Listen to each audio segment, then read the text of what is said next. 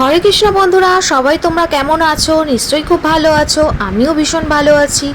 সকাল সকাল বেরিয়ে পড়েছি বর্ষণার উদ্দেশ্যে। আর ঘড়ি বলছে এখন সময় 6:30। মথুরা থেকে বর্ষণা দূরত্ব 50 থেকে 60 কিলোমিটার। মথুরা থেকে বর্ষণা যেতে গেলে 1 থেকে 2 ঘন্টা সময় কিন্তু লেগেই যাবে। বর্ষণা ঘুরতে গেলে অটো বা প্রাইভেট গাড়ি বুক করে যেতেই হবে। রাধাকুণ্ড থেকে বর্ষণার লাডলি মন্দির যাওয়া আসা মিলিয়ে অটো ভাড়া 1500 টাকা। বৃন্দাবনের মন্দির দর্শন করতে গেলে ভোরবেলা বেরোতে হবে, কারণ দুপুর 12টার মধ্যে সব মন্দির বন্ধ হয়ে যায়। কথা বলতে বলতে চলে এলাম রাধারানীর মন্দির লাডলি। এই মন্দিরে রয়েছে 300 সিঁড়ি। রাধারানীর কাছে পৌঁছাতে গেলে এই 300 সিঁড়ি পেরিয়েই কিন্তু আমাদেরকে যেতে হবে। আর যারা বয়স্ক আছেন, মা কাকিমা ঠাকুমাদের জন্য রয়েছে বাইকের ব্যবস্থা। চাইলে তোমরাও যেতে পারো। বাইকের ভাড়া মাত্র 50 টাকা।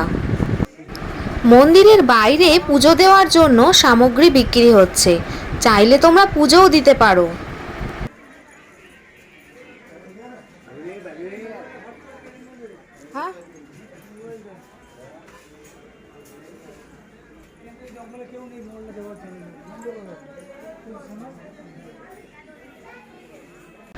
চলে এলাম রাধারানীর একদম কাছে, শ্রী লাডলিজি মহারাজ বর্ষণা।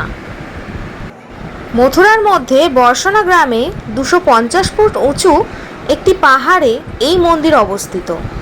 রাজা বীরসিংহ 1675 সালে এই মন্দির নির্মাণ করেছিলেন। বন্ধুরা, মন্দিরের ওপর থেকে দেখো, অসম্ভব সুন্দর লাগছে এই বর্ষণা গ্রামটাকে। এবার নিশ্চয়ই তোমরা ভাবছো যে মন্দির কখন খোলা হয় ভোরবেলা। বলবো সবটাই তোমাদের বলে দেব। ভোর 5টায় মন্দির খোলা হয়, দুপুর 12টা পর্যন্ত খোলা থাকে, আবার বিকেল 5টা থেকে রাত্রির 8টা পর্যন্ত মন্দির খোলা থাকে।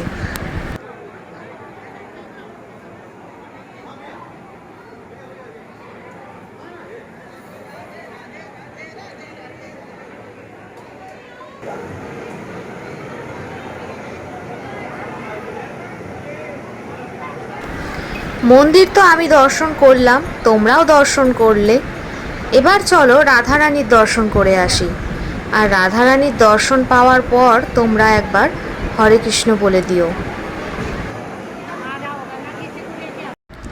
বন্ধুরা, সবাই বলো হরে কৃষ্ণ। দেখো রাধারানীকে কত সুন্দর করে সাজানো হয়েছে।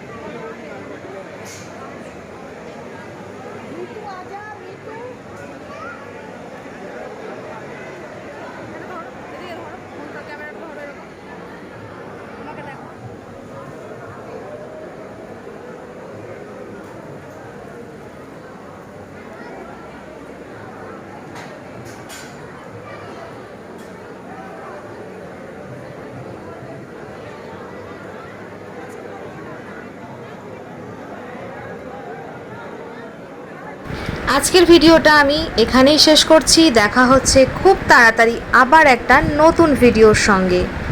তোমরা সবাই ভালো থেকো, সুস্থ থেকো।